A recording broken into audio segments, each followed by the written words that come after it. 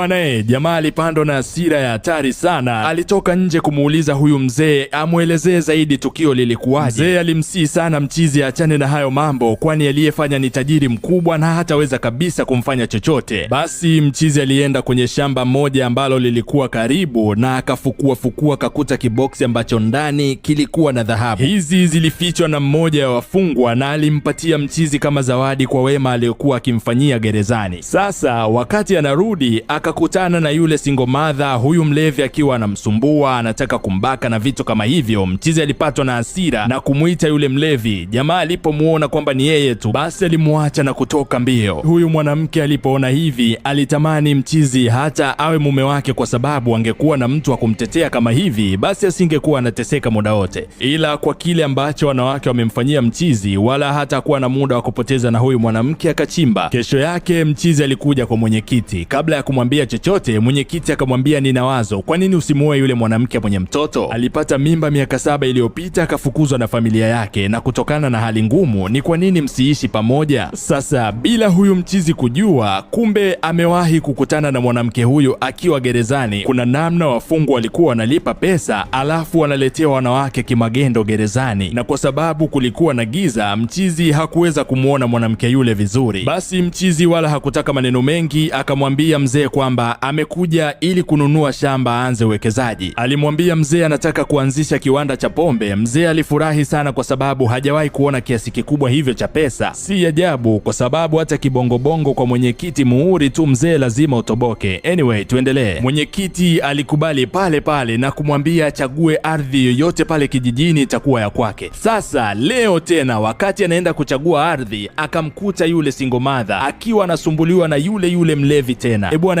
basi kwa aibu mlevi alijitetea kwamba alikuwa anajaribu tu kumsaidia huyu mwanamke kwa sababu anahitaji mwanaume. Bwana mchizi alinyanyua ngumi yule mlevi, kuona hivyo fast akakimbia akamnyanyua huyo mwanamke alafu akageuka kuondoka. Lakini ghafla mwanamke huyu alimkumbatia na kumuomba sana jamaa ya kwamba amsitiri tu, hata kama hatakubali kuwa mumewe na wasiwe na mapenzi, basi aishi naye tu ili kumpunguzia manyanyaso na usumbufu anaokutana nao kwa kuishi peke yake. Bwana hili ni bonge moja la filamu na ina story kali kinoma. Sasa kama unahitaji mwendelezo, kama kawaida nichapie hapo kwenye comment section, nami nitahakikisha na kuletea mchongo mzima hapa Matrix TZ.